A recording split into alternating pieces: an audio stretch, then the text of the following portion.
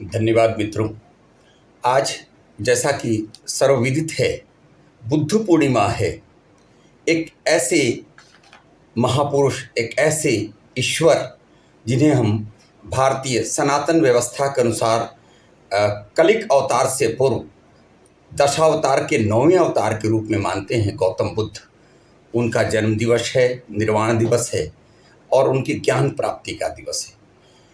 जब पूरा विश्व अज्ञानता के अंधकार में डूबा था, तब 6ठी शताब्दी ईसा पूर्व कपिलवस्तु के लुम्बिनी नामक ग्राम में 563 ईस्वी पूर्व एक बालक का जन्म हुआ, जो बाद में चलकर बुद्ध बना और पूरे विश्व को युद्ध नहीं, बुद्धत्व के माध्यम से शांति का संदेश दिया। बुद्धं शरणं गच्छामि, धर्मं शरणं गच्छामि, संघं शरणं गच्छामि का संदेश दिया, जिसके धर्म को भारत ही नहीं विश्व के कोने कोने में लोगों ने माना। उस गौतम बुद्ध के आज जयंती, निर्वाण दिवस और ज्ञान दिवस, जो वैशाख पूर्णिमा के अवसर पर हर साल हम लोग मनाते हैं, संपूर्ण भारत के लोग मनाते हैं। आज अपने देश के प्रधानमंत्री उनके जन्मस्थल लुम्बिनी में गए हैं और उनकी माता माया देवी के नाम से निर्मित मंदिर में पूजन कर रहे हैं। हम आप भी बुद्ध के इस जयंती के अवसर पर बुद्ध को नमन करते हैं और आज आपके सामने बुद्ध का हजारीबाग जिले से लगाव पर आपका ध्यान आकृष्ट करना चाहते हैं।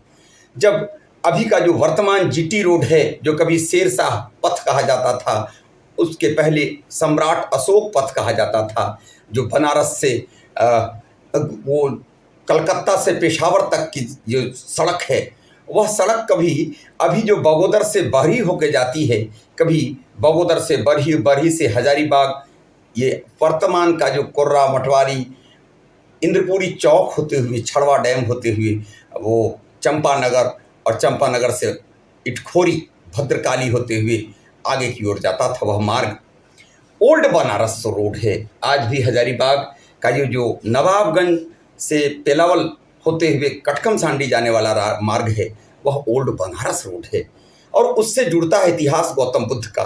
कहा जाता है गौतम बुद्ध ने संन्यास लेने का संकल्प लिया था इटखोरी में। आज शब्द प्रचलित होकर हो गया है इटखोई, मगर वह शब्द भ्रामक है। मेरे हिसाब से वहाँ उनकी मौसी आई थी और उन मौसी के सामने यह तय हुआ था कि यह जो क्षौर कर्म हुआ था गौतम बुद्ध का वहाँ, इसलिए वह स्थान इतक क्षौरी है। यहाँ क्षौर कर्म हुआ था और क्षौर कर्म होने के बाद उन्होंने पूर्णतः संन्यास्त होने का निर्णय ले लिया और उनकी मौसी ने कहा इतक क्षौरी, यहाँ क्षौर कर्म हो गया, यानी बेटे तुम्हें मैंने संन्यास के लिए आदेश दिया। यह शब्द भ्रमित होकर इन दिनों इत खोई हो गया है। खोई से कोई रिश्ता नहीं है उस जगह का। वहाँ इतिहास बदलने की जरूरत है। इतक क्षौरी, क्षौर कर्म माने मुंडन संस्कार, वही इतक क्षौरी हुआ जो आज इटखोरी है। क्षौर से खौर शब्द बनना आम बात है। मैं भाषा विज्ञान के तर्क के आधार पर यह प्रस्तुत कर रहा हूँ।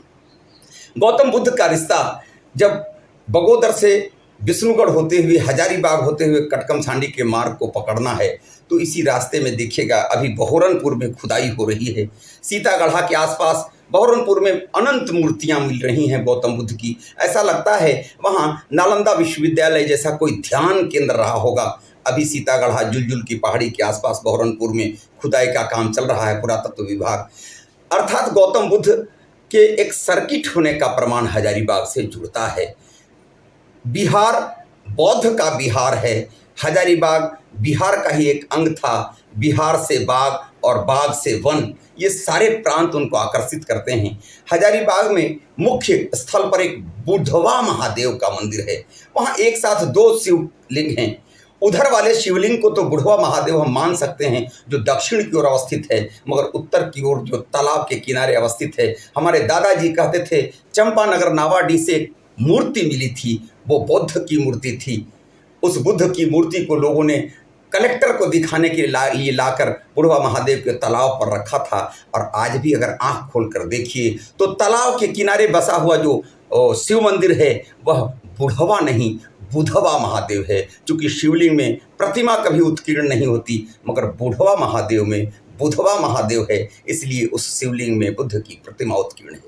जुलजुल, सीतागढ़ा, बुढ़वा महादेव से आगे चलिए तो आपके सामने उदाहरण है चंपानगर, नावाडीह का एक गांव जो छड़वा डैम से दाहिनी ओर लगभग 7-8 किलोमीटर पर अवस्थित है। इचाक प्रखंड का एक गांव है। चंपा कभी नगर हुआ करता था। एक गांव जिसके नाम में नगर लगा है वह चंपा नगर है। चंपा नगर जब ध्वस्त हो गया तो एक नया गांव बसा, उसको आज हम नावाडीह कहते हैं। जो चंपा नगर नावाडीह इचाक प्रखंड का एक अंग है, एक गाँव है। वहाँ जाकर देखिए गाँव जो चंपा नगर अब जंगल में अवस्थित है, उस जंगली क्षेत्र में जहाँ भी खुदाई कीजिएगा तो कहीं कुआं है, कहीं ईंट है, कहीं घर है। इचाक के बहुत सारे खुदाई करने वाले लोग वहाँ से चांदी और कुछ कुछ अन्य पात्रों को खोज कर ले जाया करते थे। आज चंपानगर की मूर्ति चोरी हो गई है 65-66 के आसपास, जिसमें भद्रकाली की मूर्ति चोरी हुई थी। भद्रकाली की मूर्ति तो वापस आ गई मगर चंपेश्वरी की मूर्ति नहीं आई। उस मूर्ति से जुड़ी हुई अन्य 5-6 मूर्तियां आज भी भग्न रूप में जोड़ जाड़ कर लोग वहाँ रखे हैं और उसको एक नई दुर्गा की प्रतिमा लगाकर पूजा करते हैं। चंपानगर में जो हजारीबाग शहर से 10 किलोमीटर दूर है, बौद्धिस्ट कॉम्प्लेक्स होने का प्रमाण है। वहाँ 7वीं-8वीं शताब्दी पाल वंशीय राजाओं का कोई बहुत बड़ा अवशेष है। आज अगर खुदाई हो तो चंपानगर नावाडीह एक विस्तृत पर्यटन क्षेत्र बनेगा, बौद्धिस्ट कॉम्प्लेक्स बनेगा। जैसे सीतागढ़ और जुलजुल पहाड़ी में है, वैसे चंपानगर नावाडीह मेरे पास है। थोड़ा किनारे चलिए बड़का गांव, तो बड़का गांव में देखिएगा कि पकरी बरवाडीह के आसपास बहुत सारे ऐसे प्रमाण हैं जिनको हम मान सकते हैं। 5 पांडव पहाड़ है जहां बौद्ध स्तूप भी है, बुद्ध की मूर्तियां भी है, जो बड़का गांव यहाँ से 20 किलोमीटर की दूरी पर है। वहाँ भी बौद्धिस्ट कॉम्प्लेक्स होने का प्रमाण मिलता है। हजारीबाग शहर से सटे हुए सेखा और बड़ासी गांव में जाकर देखिएगा तो कई मंदिर बने हैं। उन मंदिरों के आसपास जो बहुत सारी मूर्तियां रखी हैं, अगल बगल किसानों ने खोद कर खेती के क्रम में, कुआं के क्रम में जो पाया है, तो उस गांव में भी सेखा और बड़ासी के गांव में बौद्धिस्ट कॉम्प्लेक्स होने का प्रमाण मिलता है। अब थोड़ा सा इचाक प्रखंड चलिए तो इचाक के लोहड़ी गांव में, जो इचाक प्रखंड से 8 किलोमीटर की दूरी पर है, तितरिया, जलौंध और लोहड़ी गांव में एक मंदिर बना है। वहाँ 50 बौद्धकालीन मूर्तियां उस मंदिर में रखी हैं। मित्रों, मेरे कहने का तात्पर्य यह है कि आज बुद्ध पूर्णिमा के अवसर पर हम एक रिश्ता कायम करना चाहते हैं। आज बुद्ध पूर्णिमा और हजारीबाग का, हजारीबाग से गुजरने का प्रमाण है गौतम बुद्ध का। यही बगोदर से बिशुनगढ़ होते हुए ओल्ड बनारस रोड, जो अभी नवाबगंज होते हुए पेलावल होते हुए कटकम सांडी जाते हैं, इसी मार्ग पर कहीं सीतागढ़ा है, कभी बुढ़वा महादेव है, कहीं चंपानगर नावाडीह है जहाँ खुदाई की ज़रूरत है। थोड़ा सा इससे दाहिने चलिए तो चंपानगर से जुड़े हुए जो वन हैं, उस चंपा नगर से जहाँ राजा की राजधानी थी, आज भी हमारा परगना है चंपा, उससे जुड़ा हुआ एक दूसरा परगना है, आप उसको कहते हैं चय परगना। चय यानी होता है गढ़, समूह, राशि, टीला। वहाँ भी चय परगना में भी खोज की जरूरत है। चौपारण शब्द को अभी अर्थ लीजिए तो चंपा नगर का अरण्य, चंपा अरण्य चौपारण, यानी चंपा नगर का जो भीषण अरण्य था वह चौपारण आज की तारीख में है। और चौपारण के बगल में एक दैहर बस्ती है। दैहर बस्ती हमको लगता है कि जैसे नालंदा में बहुत सारे प्रमाण हैं, जैसे जुलजुल पहाड़ी के पास आज हम खोज रहे हैं, अगर दैहर गांव जो चौपारण, चंपानगर के जो अरण्य चौपारण प्रखंड है उससे सटा हुआ गांव है, जो इटखोरी के बगल में भी है, भद्रकाली के बगल में, दैहर में भी बौद्धिस्ट बुद्धकालीन बहुत सारे प्रमाण मिले हैं। 7वीं-8वीं शताब्दी के ईंट हैं, मंदिर हैं, मूर्तियां हैं, स्तूप हैं। अगर हजारीबाग के लोग जागरूक हुए, हजारीबाग का जिला प्रशासन, हजारीबाग जिले और चतरा जिले से जुड़े हुए अगर हमारे जनप्रतिनिधि जागरूक हों तो हजारीबाग को उस विहार से जोड़ा जा सकता है जिस विहार का ये वन था, 1000 बागों का शहर था। यह बौद्धिस्ट कॉम्प्लेक्स होने के तमाम प्रमाणों को रखता है। इसके पास सीतागढ़ा, जुलजुल की पहाड़ियाँ हैं, लोहड़ी और तितरिया के बहुत सारे प्रमाण हैं, सेखा बड़ासी के प्रमाण हैं, चंपानगर का प्रमाण है, चौपारण का प्रमाण है, दैहर का प्रमाण है, बड़का गांव के पकरी बरवाडीह के आसपास ये 5 पांडव पहाड़ में बौद्ध स्तूप के प्रमाण हैं। अगर इन तमाम प्रमाणों को इकट्ठा किया जाए तो हजारीबाग बुद्ध के गुजरने का जो मार्ग था, उस मार्ग को चिन्हित कर कर विश्व स्तर पर अपनी पहचान कायम कर सकता है। मैं आज बुद्ध पूर्णिमा के अवसर पर जिस बुद्ध को ज्ञान की प्राप्ति हुई थी, जिस निरंजना नदी के किनारे, वह फल्गु नदी का उत्स अभी सिमरिया में सामने है। सिमरिया से निकलने वाली वो नदी इतक्षौरी अर्थात इटखोरी तक पहुंचती है और उसी इटखोरी के मार्ग से गौतम बुद्ध अपने मुंडन संस्कार कराने के बाद अपनी मौसी गौतमी का आशीर्वाद प्राप्त कर आगे बढ़ते हैं और उसी सिमरिया की निकली हुई फल्गु नदी जो इटखोरी जाती है, उसी नदी मार्ग से गौतम बुद्ध पहुँचे थे बोध गया तक। और उस बोध गया के किनारे जो ज्ञान की प्राप्ति हुई थी, उसके भी मूल में कोई खीर खिलाने वाली नारी थी, तो कुछ नारियां गीत गाती थीं। आप गौर कीजिएगा कि हमारे यहाँ हिंदू धर्म में वैशाख पूर्णिमा का बड़ा महत्व है। वैशाख पूर्णिमा का उपवास करने वाली महिलाएं जब जा रही थी तो मगही में गीत गा रही थी उस बोध गया के आसपास की नारियां कि बीणा के तरवा के इतना मत कसिया हो भैया कि तरवा टूटी जाए। बिनवा के तरवा के इतना मत कसिया हो भैया कि तरवा टूटी जाए, और बिनवा के तरवा के इतना ढीला मत छोड़िया हो भैया कि स्वरवे निकल नहीं पाए। और तब गौतम बुद्ध को ज्ञान की प्राप्ति हुई थी, बुद्धत्व की प्राप्ति हुई थी। चरहो भिक्षो मध्यम निकाय मध्यम मार्ग में चलो। चरहो भिक्षो मध्यम निकाय बहुजन हिताय बहुजन सिखाय बहुजन हिताय बहुजन सिखाय। ये वीणा के तारों से जो गीत सुने थे उन्होंने मगही में, उससे उन्होंने निकाला कि हे भिक्षुओं मध्यम मार्ग चलो। उसी मध्यम मार्ग से चलने पर हमें बहुजन का हित और बहुजन का सुख मिल सकता है। दुख है, दुख का कारण है, तो दुख का निवारण भी है अगर हम मध्यम मार्ग में चलें। मैं आज हजारीबाग की धरती से गौतम बुद्ध के जुड़ाव के कुछ बिंदुओं को आपके सामने रखा हूं और एक बड़ा तर्क रखा हूं कि इतक खोई शब्द नहीं है, खोया और पाया शब्द बौद्धकालीन शब्द नहीं है, इतक छौरी है।